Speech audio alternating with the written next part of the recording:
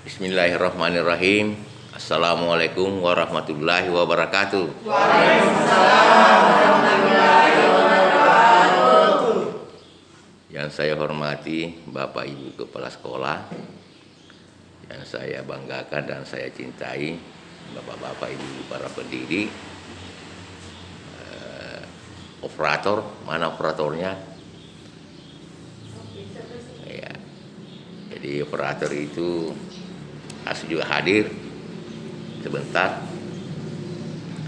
Pertama-tama saya tidak lupa mengucapkan puji dan syukur kehadiran Allah Subhanahu wa taala karena atas rahmat yang telah dilimpahkan kepada kita semua, sehingga pada hari ini kita masih diberikan kesempatan kesehatan untuk berkumpul bersama-sama berdasarkan jadwal kunjungan saya. Bapak-bapak, ibu-ibu yang saya hormati, perlu ini dipahami secara bersama bahwa khususnya tugas saya selaku pengawas. Jadi namanya pengawas itu perlu juga seorang kepala sekolah, guru memahami sesungguhnya pengawas apa tugasnya, ya.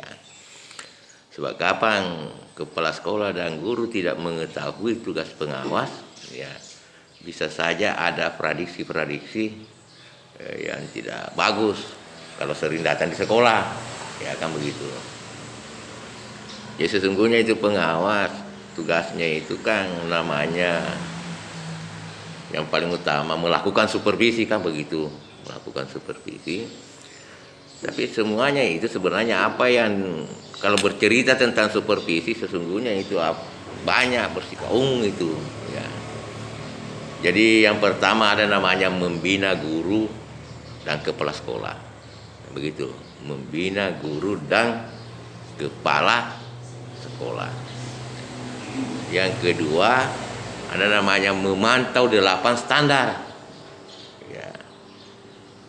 Yang ketiga menilai kinerja guru dan kepala sekolah, ya, menilai kinerja guru dan kepala sekolah.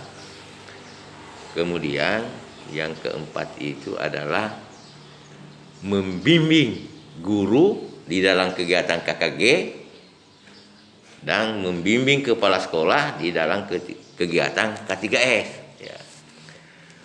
Jadi ini perlu dipahami dulu yang dikatakan KKG. Jadi ada KKG yang diprogramkan oleh gugus, ya. Ada juga KKG yang diprogramkan oleh pengawas, begitu. Jadi KKG yang membimbing guru ini yang diprogramkan oleh pengawas, bukan diprogramkan oleh gugus, ya. Ya misalnya setiap gugus itu kan ada pengurusnya, ada ketua, ada sekretaris, ada bendahara, kan begitu, betul? Jadi kan setiap tahun itu kan menyusun program apa-apa yang di KKG.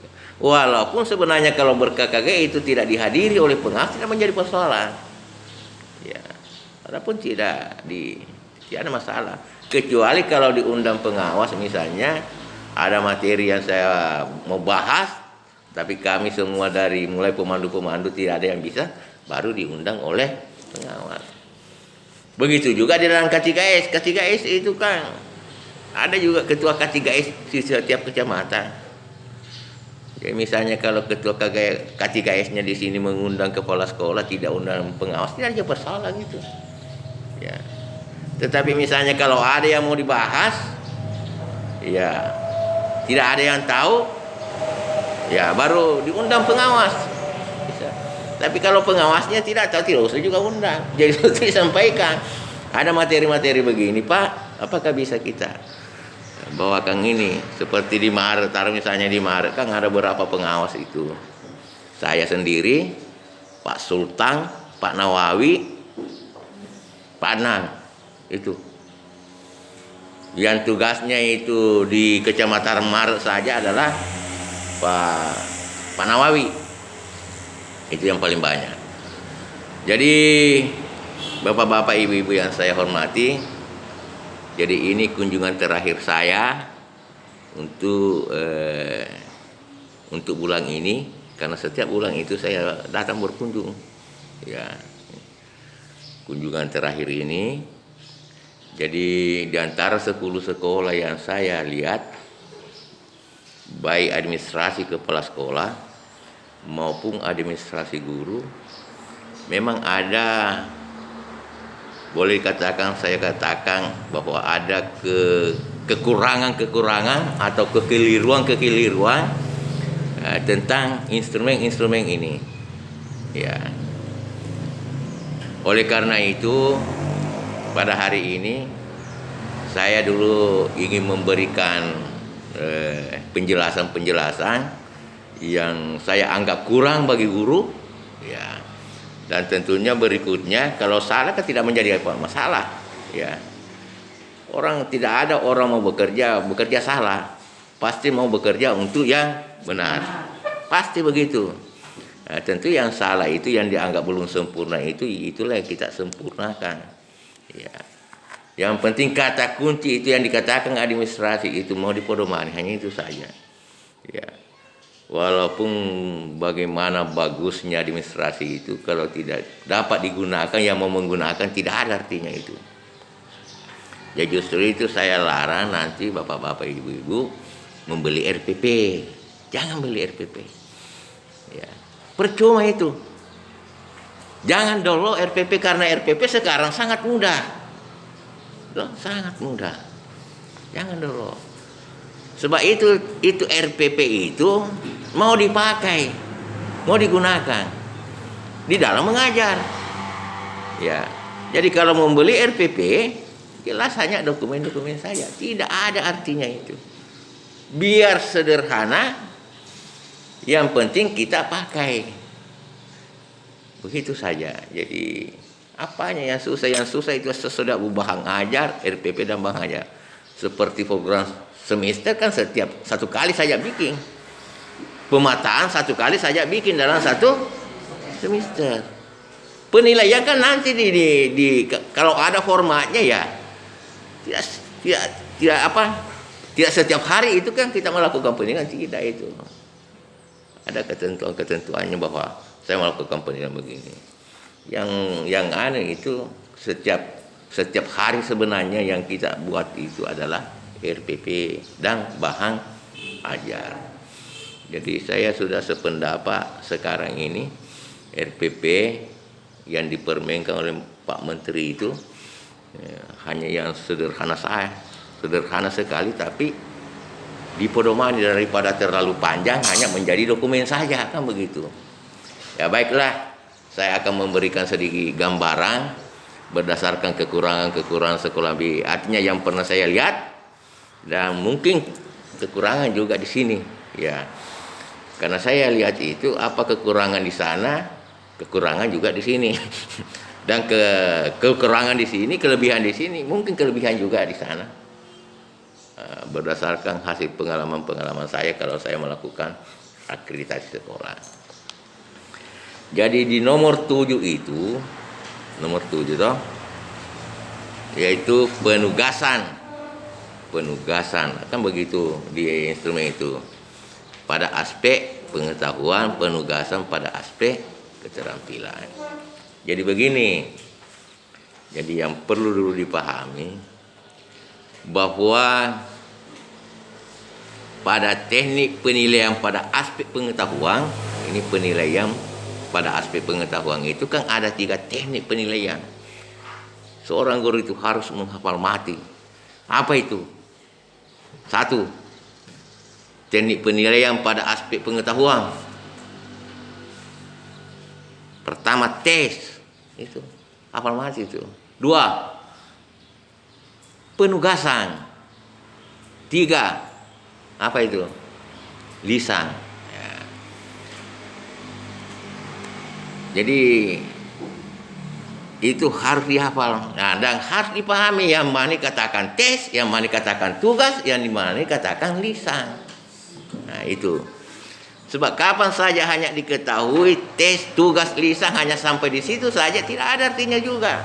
Percuma toh. Ya. Apalagi kalau tidak dihafal memang. Ya. Jadi ini penilaian itu tadi. Menurut kurikulum 2013 dalam pedoman penilaian Permen 23 tahun 2016 bahwa pada aspek pengetahuan ada 3 teknik penilaian, yaitu tes, tugas, lisan. Ya. Nah, sekarang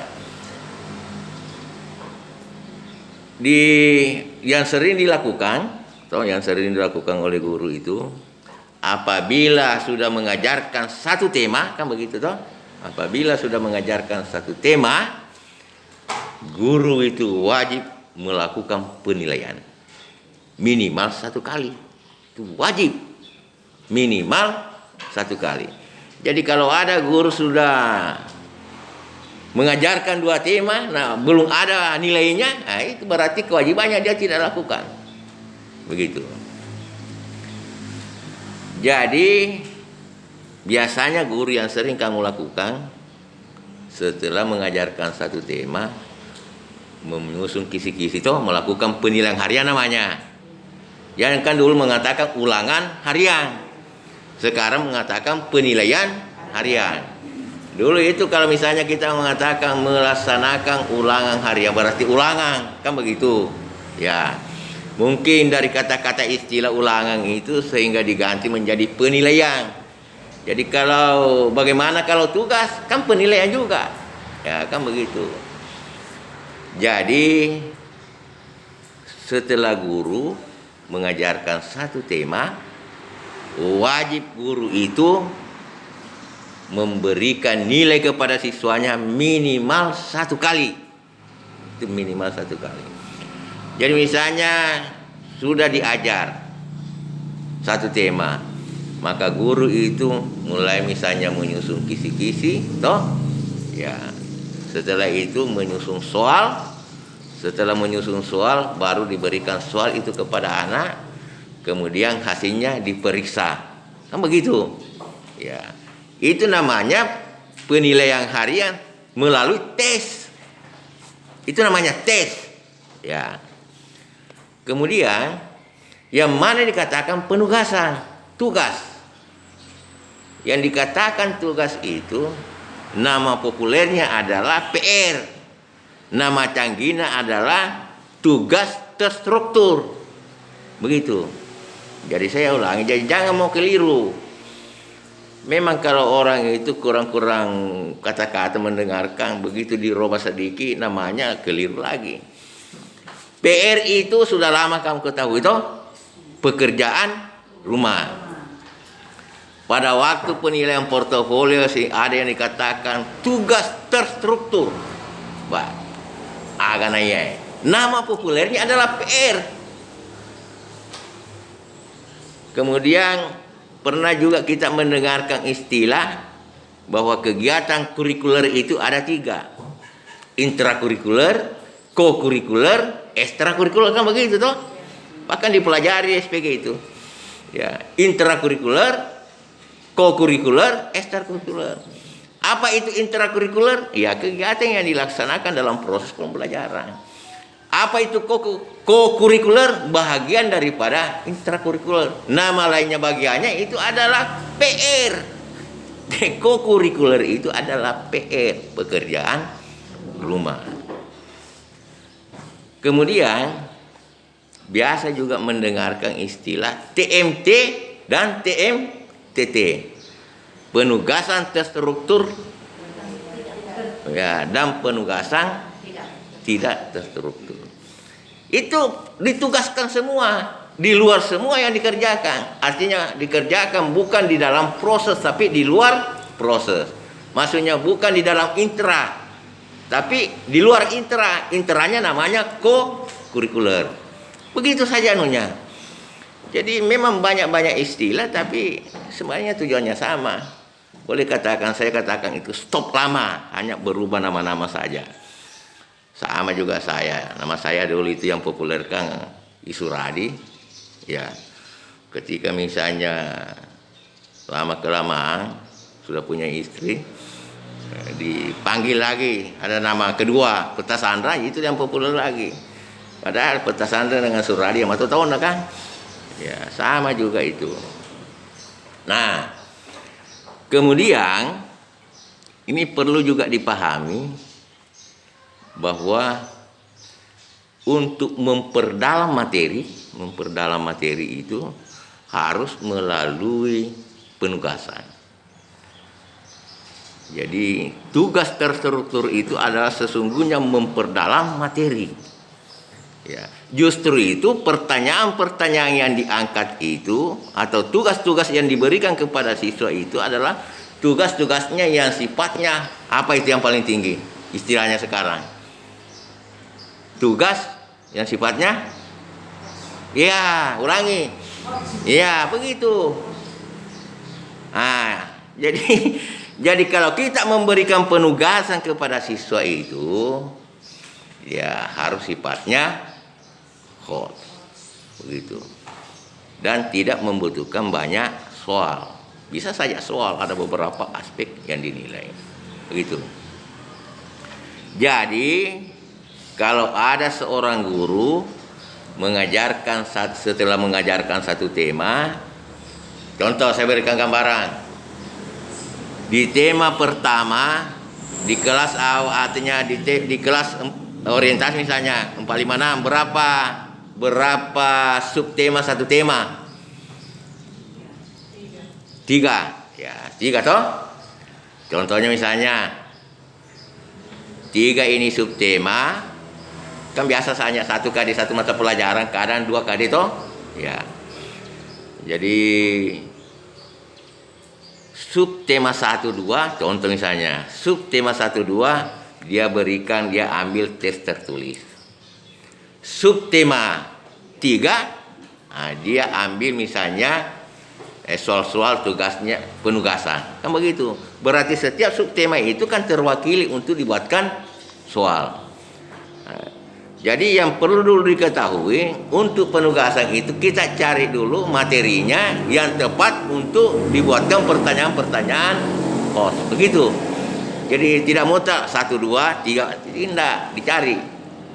1 2 3 begitu. Ya. Jadi taruh misalnya dia programkan 1 2 di situ ambil soal untuk tes tertulis. Contoh ini toh. Kemudian untuk tugas di subtema 3. Jadi nanti diberikan tes tertulis pasti ada nilainya.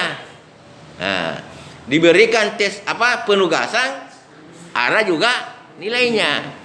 Untuk masuk dalam rekap itu adalah tes tertulis ditambah tugas, berarti bagi 2. Itulah masuk di rekap. Tetapi kalau ada guru hanya tes tertulis saja, ya tidak apa-apa. Itu langsung masuk di rekap. Tetapi kapan tidak melakukan penugasan berarti tidak memperdalam namanya materi. Itu logikanya bapak-bapak ibu-ibu. Ya. Jadi bagaimana caranya? Secara administrasi. Setiap memberi apakah tes, apakah tugas, apakah pokoknya harus ada kisi-kisi, didahului kisi-kisi. Namanya kisi-kisi itu pasti ada tujuan, ada KD, pasti begitu namanya. Karena begini, di tujuan itu melahirkan pertanyaan, toh? Atau melahirkan tugas. Begitu. Setiap ada pertanyaan dan setiap ada tugas harus dijawab. Atas jawabannya itu harus dinilai. Kan begitu logikanya. Hasil penilaiannya harus dikasih masuk di daftar nilai. Itu. Hanya banyak guru masih keliru istilahnya tugas. Kan pembelajaran sekarang ini anak kan langsung bekerja. Itu namanya tugas juga. Setiap hari. Apalagi di masa corona ini kan tugas ini katanya dikerjakan di rumah. Sesungguhnya kalau bukan corona kan dikerjakan di sekolah. Jadi tugas-tugas yang dikerjakan di sekolah itu tugas, atau namanya tugas namanya toh. Ya, tugas juga. Tetap diberikan angka baik secara kuantitatif maupun secara kualitatif. Kalau tatap muka kan namanya istilahnya penguatan, tepuk tangan, kan begitu toh, hebat, kan begitu. Diberikan hadiah, diberikan penilaian kualitatif namanya itu, atau penguatan, diberikan angka-angka itu. Tapi nilai-nilai yang sesungguhnya itu bukan menjadi perhitungan di dalam rapor, hanya nilai penghargaan saja. Sebab kapan tidak diberikan penghargaan, bisa saja tidak kerjakan. Begitu. Ada guru mengatakan, kalau saya kasih masuk juga nilai, kamu lebih hebat itu. Bagus juga begitu. Setiap hari kasih masuk semua, jadi daftar nilai yang khusus itu tugas-tugasnya, kasih masuk. Kamu lebih hebat itu. Kalau mampu melakukan itu, ya berarti lebih hebat. Ya. Tapi kalau misalnya hanya penghargaan saja, tidak usah ditulis-tulis daftar nilai, tidak menjadi masalah. Ya. Tapi yang mana mau ditulis daftar nilai itu tadi, tes tertulis memang ada programnya kan? Nah, tes tertulisnya dan penugasannya.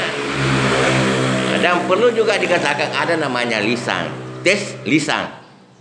Tes lisan. Yang dikatakan apa itu lisan, tes lisan? Ya. Itu pengertiannya tes lisan, disampaikan secara lisan dan dijawab secara lisan dengan spontan. Itu pengertiannya. Tes lisan adalah disampaikan secara lisan dan dijawab secara lisan secara spontan. Jadi tentu pertanyaan yang mau diajukan itu adalah pertanyaan yang sifatnya siapa, di mana, kapan. Bukan mengapa, bukan jelaskan. Karena mau dijawab dengan spontan. Misalnya kalau ditanya orang siapa nama Bupati Bone sekarang, ya kalau dia tahu langsung masuk pasar, kong baso, kan begitu toh? Ya itu. Jadi ingat itu, tes lisan itu disampaikan secara lisan, dijawab secara lisan dengan spontan. Adapun administrasi yang harus dimiliki oleh guru, ada daftar nilai, ada daftar pertanyaan, kemudian ada apa namanya itu istilahnya, ada daftar penskoran namanya, penskoran, ya istilahnya penskoran. Nah, itu orang koni keliru teh. Ada daftar pertanyaan, ada penskoran. Nah sekarang beda tes tertulis dan tes lisan. Kalau tes lisan diberikan anak, setelah dijawab bisa 1 bulan baru diperiksa, tidak menjadi persoalan atau itu tes tertulis. Tapi kalau tes lisan, kalau tidak dinilai pada saat itu, bisa saja tidak tahu bahwa berapa nilainya si A atau si B, kan begitu. Nah, jadi yang harus dimiliki ada daftar pertanyaan. Jadi kalau 5 ditanyakan kepada siswa, setiap siswa 5 harus adil. Jangan ada 5, ada 3, ada 4, kan begitu. Harus adil 5. Siapkanlah pertanyaan. Mari awal 50. Kalau banyak muridnya tuh. Ya, jangan 5 pertanyaan, kemudian 5 pertanyaan disiapkan, 5 juga ditanyakan. Lebih enak itu yang di belakang, kan begitu. Nah, kan begitu anunya toh. Jadi disiapkan pertanyaan sebanyak-banyaknya, baru dipanggil delingana. Dia tidak pernah dulu SPG ada namanya mendeling, dihadapi baru ditanya toh. Nah, itu tes lisan lakukan itu guru. Ya. Jadi misalnya itu daftar penskoran namanya, saya lihat namanya itu daftar penskoran. Tentu daftar penskorannya nama, nomor, nama siswa toh. Misalnya nomor soal. Ya. 5 1 2 3 4 5. Nah, jadi misalnya tentu pertanyaannya adalah jawaban singkat. Jawaban singkat itu berarti jawabannya harus ya atau salah. Toh? Jadi bobotnya hanya 1. Kalau benar checklist atau salah. 1. Salah 0. Jadi misalnya betul, toh? Tanya. Siapa nama Presiden Indonesia sekarang? Jawab 1. Tanya lagi nomor 2. Cari-cari kata siapa ini? Jawab. Kalau kan begitu. Jadi setelah itu selesai betul, sudah dinilai kan? Ya, begitu logikanya. Itu namanya daftar penskoran. Tapi kalau tidak ada daftar pertanyaan, tidak ada daftar penskoran, ya, itu namanya tidak ada administrasinya. Nah, itulah jadi misalnya apa administrasinya, misalnya tes lisan itu tadi menyediakan daftar pertanyaan sebanyak-banyaknya, ya. Kemudian ada daftar penskoran. Ada skor, apa namanya skor? Skor itu sama juga memberikan angka atau memberikan tanda. Ya. So, memberikan angka kan skor, memberikan angka dan bisa saja memberikan tanda. Misalnya checklist kan tanda itu kan simbol. Itu namanya skor. Jadi dulu dikatakan ada pedoman penskoran atau daftar penskoran. Nah, begitu. Jadi kita berpikir tes lisan beda tes tertulis. Tes lisan itu harus diskor pada saat dia bisa dikatakan nilai-nilai proses, toh? Ya. Jadi kalau ada guru melakukan tes tertulis, melakukan tes penugasan, dikasih juga tes lisan, nah itu dijumlah baru dibagi 3 masuk di rekap. Gitu. Jadi kalau ada guru melakukan 3 teknik penilaian pada aspek penugasan itu, hebatlah guru itu. Dina hebat kira-kira dibandingkan hanya 1. Toh? Ya. Jadi bapak-bapak, ibu-ibu yang saya hormati, tes tertulis jelas dilakukan dalam pengawasan. Toh? Ya. Penugasan dilakukan di rumah jelas tidak melalui pengawasan. Apapun modelnya dibantu dari orang tuanya apa ya tidak menjadi persoalan. Tidak usah dipermasalahkan. Ini jawabannya orang tuamu sehingga kamu tidak usah dipermasalahkan itu. Hanya kita harus perlu sampaikan kepada orang tua kalau misalnya dibantu anaknya, tolong supaya anaknya tahu tentang tugas ini kan begitu. Jadi ingat itu, penugasan itu tidak melalui pengawasan dari guru. Justru itu pertanyaan-pertanyaan yang diberikan adalah tingkatan tinggi. Ya.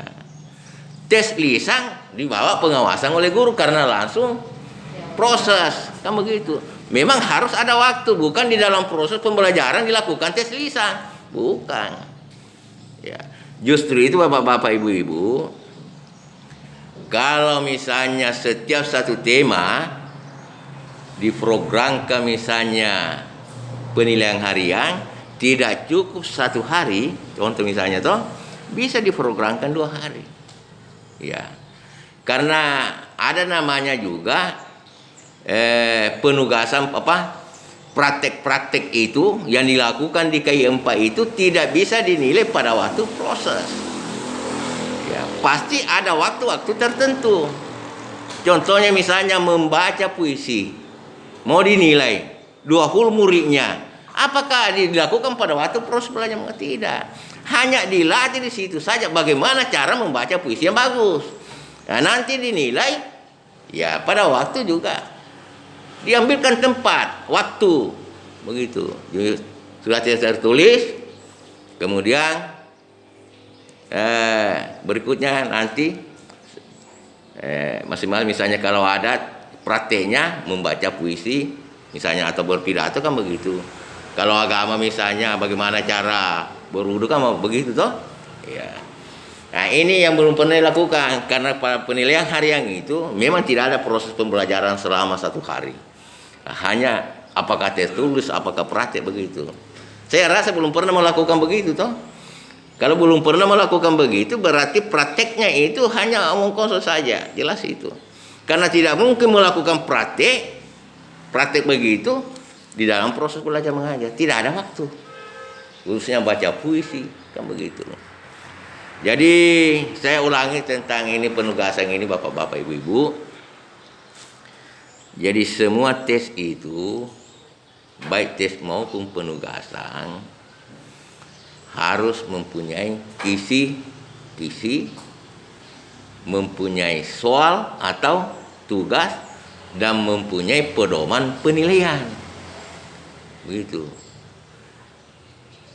Tugas yang paling bagus diberikan kepada siswa pada aspek pengetahuan adalah tugas yang sifatnya atau pertanyaan yang sifatnya host.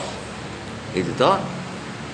Pertanyaan host itu ciri khasnya harus ada stimulus.